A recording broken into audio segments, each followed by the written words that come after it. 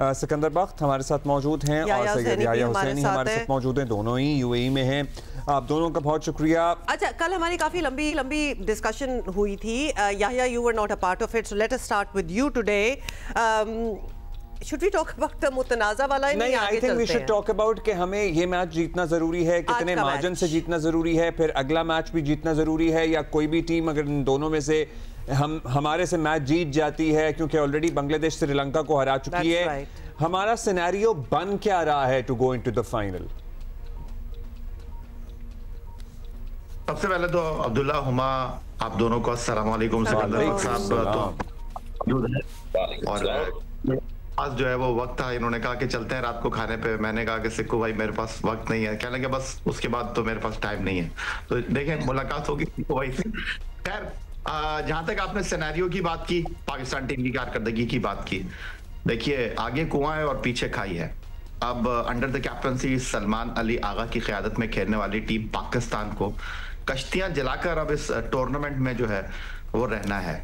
आज श्रीलंका को Sheikh Zayed cricket stadium Abu Dhabi में, और फिर उसके बाद बांग्लादेश को हराना होगा। ये रन रेट के बारे में पाकिस्तान टीम को अब सोचना नहीं चाहिए, क्योंकि आज अगर पाकिस्तान ने श्रीलंका को हराया तो फिर टूर्नामेंट पाकिस्तान, भारत और बांग्लादेश के दरमियान रह जाएगा। क्योंकि अब बांग्लादेश की टीम जो है उसका, अगर वो पाकिस्तान से हार जाती है तो फिर उसका मैच इंडिया के साथ इंपॉर्टेंट होगा, और उनको ये पता होगा कि किस मार्जिन से खेलना है, क्या करना है। लेकिन उनका मैच जो है वो पाकिस्तान के मैच के ठीक बाद होगा, और उसके बाद पाकिस्तान और बांग्लादेश का जो मैच है वो सेमीफाइनल की हैसियत इख्तियार कर जाएगा। तो ये जो रन रेट का सिनेरियो है आज पाकिस्तान टीम के जीतने के बाद, और भारत अगर बांग्लादेश को हरा देता है तो पाकिस्तान और बांग्लादेश की टीमों के दरमियान बिल्कुल ओपन फाइट होगी, जहां पाकिस्तान को ये तय करना होगा कि किस तरह बांग्लादेश को पकड़ना है। Got it. अच्छा, तो ये आपने हमें समझा दिया। इन एनी केस बात बॉटम लाइन ये है कि we can not lose any at all.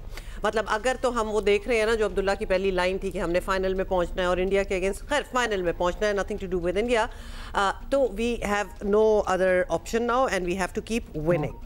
अच्छा सिकंदर, हम हरा देते हैं बांग्लादेश को भी, श्रीलंका को भी, और अगर बड़े मार्जिन से and other in an alternate universe Bangladesh भी भारत को हरा देता है, तो क्या भारत भी बाहर हो सकता है फाइनल से? बिल्कुल हो सकता है, और सबको सलाम। और एक्चुअली हम अपने जो पड़ोसी हैं ना, उनसे किसी भी चीज की तवक्को रख सकते हैं। मैं तो भी बैठे ये देख रहा था, आखिरी मैच जो है ना इंडिया का है श्रीलंका के साथ, मगर श्रीलंका पहला मैच हार चुका है। अगर कोई ऐसा सिनेरियो हुआ कि श्रीलंका मैच जीतने से अंदर आ सकता है फाइनल में, और वो चाहेंगे इसलिए कि ऊंची हरकतें वो करते हैं, उनका कोई मेयार नहीं है, स्टैंडर्ड नहीं है, उनकी कोई तमीज़ और तहजीब नहीं है। मैं तो बहुत अफसोस होता है मुझे इस बात का कि वो हो सकता है, एक दफा पहले भी मैं कह चुका हूँ, वो कर चुके हैं इंग्लैंड में, पाकिस्तान को बाहर निकालने के लिए इंग्लैंड से हार गए थे वो, और बेन स्टोक्स ने उस पे अपनी किताब में उसका जिक्र किया था। उस वक्त पूरा भारत जो था मेरे पीछे पड़ा हुआ था, और एक ने तो ये कहा था कि इसको अरेस्ट कर लिया जाए इस बात पे कि भारत जानबूझ के हारेगा, और भारत वो मैच हारा, और बेन स्टोक्स ने उसका जिक्र किया। ये चीज भी वो हरकत कर सकता है, इसलिए कि उनका जो लेवल है, सोच है भारत की, वो बहुत नीची चली गई है, उसका कोई भरोसा नहीं है। अब देखें ना, छोटी छोटी हमें जो है ना, एक बात मैं कहूँ अब्दुल्ला, जो फखर आउट हो गया, गलत आउट हुआ, उसका जिक्र इसलिए नहीं करना चाहिए। ये पार्ट ऑफ द गेम है। कई दफा गलत फैसले हो जाते हैं, कई दफा इस तरह की चीजें हो जाती हैं, तो उसमें जो है बुरा नहीं मनाना चाहिए। ठीक है, प्रोटेस्ट कर दिया आपने, कहा यार गलत था, बात खत्म हो गई, पार्ट ऑफ द गेम। ये नहीं होता पार्ट ऑफ द गेम कि कोई आके आपसे हाथ ना मिलाए, तो इसलिए हमें उसको तो उस चैप्टर को क्लोज कर देना चाहिए। अब हमें कोशिश करनी चाहिए, यही टीम है, यही जज्बा होना चाहिए, यही जज्बा तो नहीं होना चाहिए, यही टीम है, हमें इस एक जज्बे के साथ खेलना चाहिए। 2 मैच पहले हम स्ट्रेट जीत जाएं, उसके बाद जज्बे से ज्यादा ना सिकंदर, हमें स्ट्रेटेजिकली खेलना चाहिए, और जो फैसले जो एविडेंट हम थे पिछले मैच में, जो हमने गलतियां की हैं, हुसैन तलत की बात कर लें, मिड ओवर्स की बात कर लें, या फिर हमारे बॉलिंग लाइनअप की बात कर लें, उसका तो खैर कुछ समझ ही नहीं आ रहा कि होगा क्या, कौन है हमारे पास बॉलर, कौन हरीफ को टफ टाइम दे सकता है।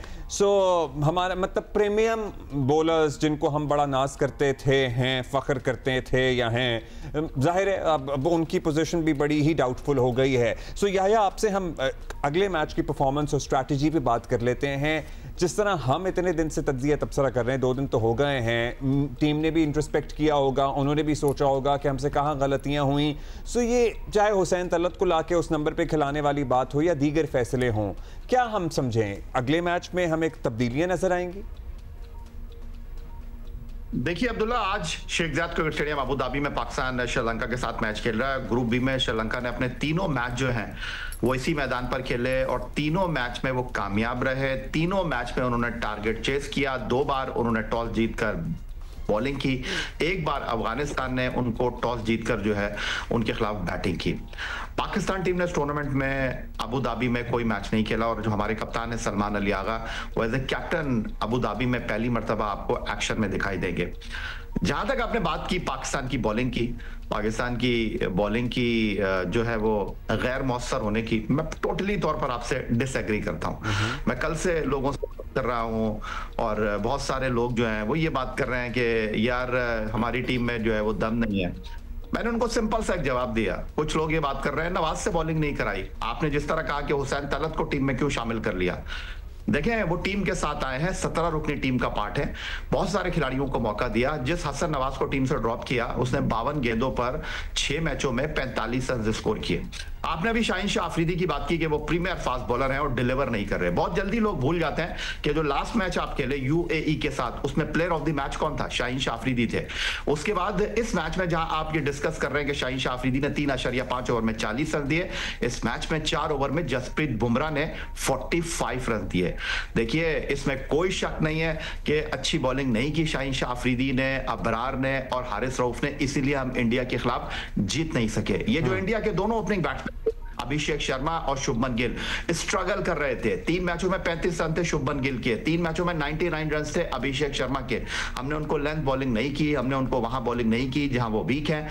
लेकिन अब आपको सीखने की जरूरत है कि क्या करना है और क्या नहीं करना। गलतियां की है हमने, लेकिन जो एक सोच बदली है, बात करने का अंदाज बदला है। मैं इंडियन को देख रहा था, वो साहबजादा फरहान के बैट को लेकर बात कर रहे थे। जब उनको तस्वीर दिखाई गई कि भाई माजी में एमएस धोनी ने भी ऐसी बल्ले को जो है वो गन शॉट के तौर पर यूज किया था, तो अब उनकी टोन तब्दील हुई है। और वहां जो लोग पाकिस्तान के हवाले से बात कर रहे थे वो ये कह रहे हैं यार अब ये टीम एग्रेसिव हो गई है। यार क्रिकेट की बात करो यार, ये जहाज की बात नहीं करो, जंग की बात नहीं करो, खेल करने के लिए आए हो।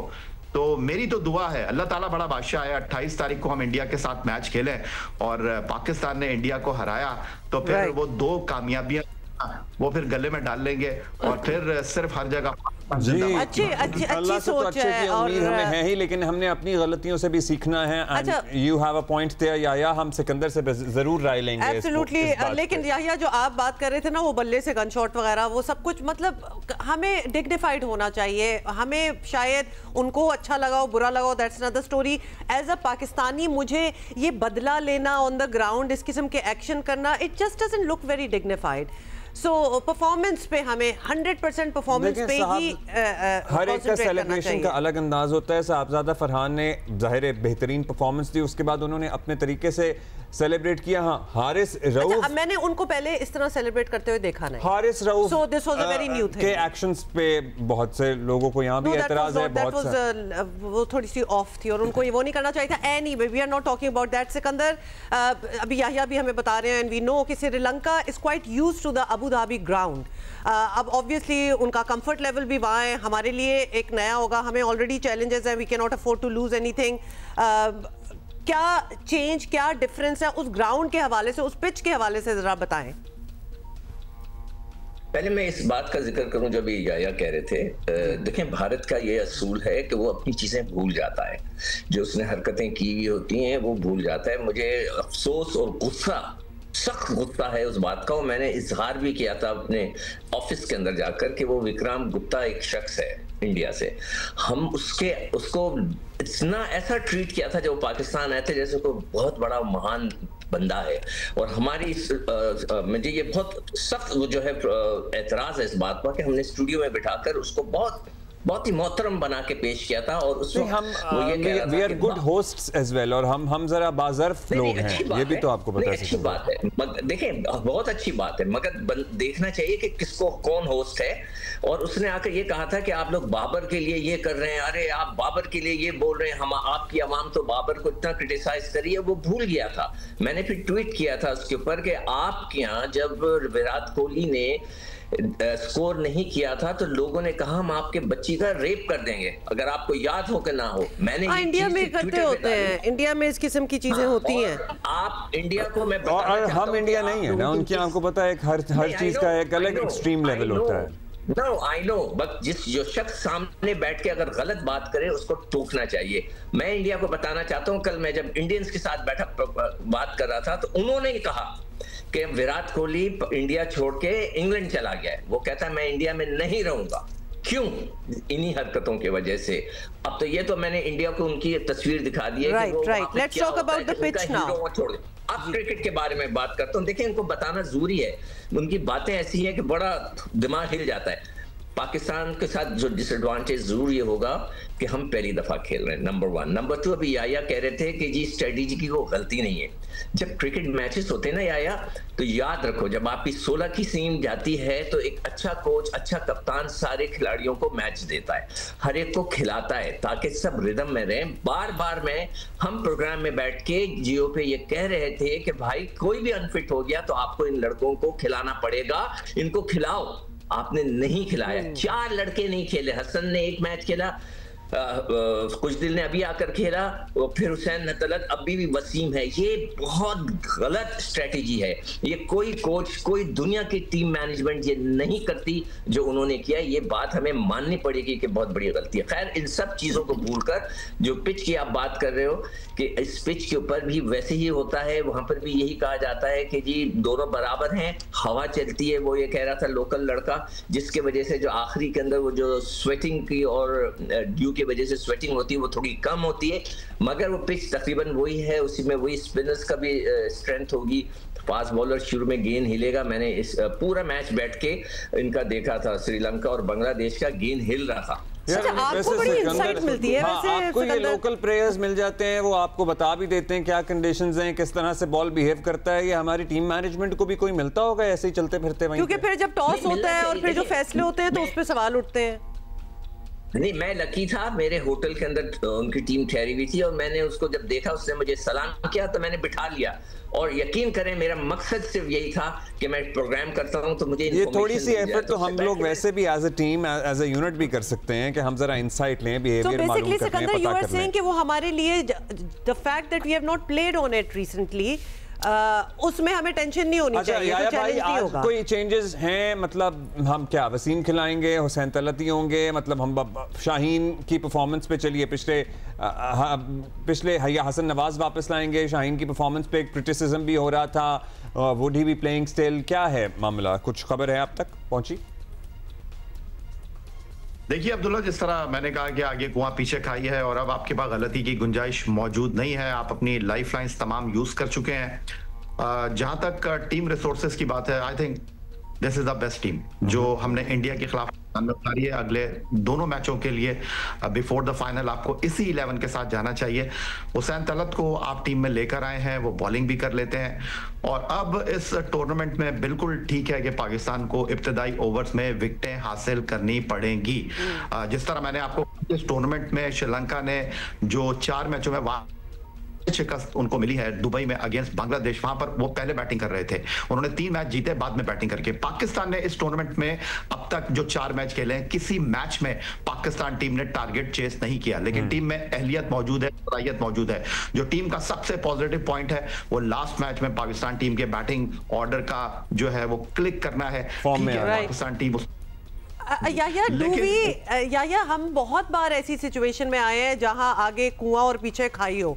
मतलब this is not a new situation for us, हम आते रहते हैं इधर।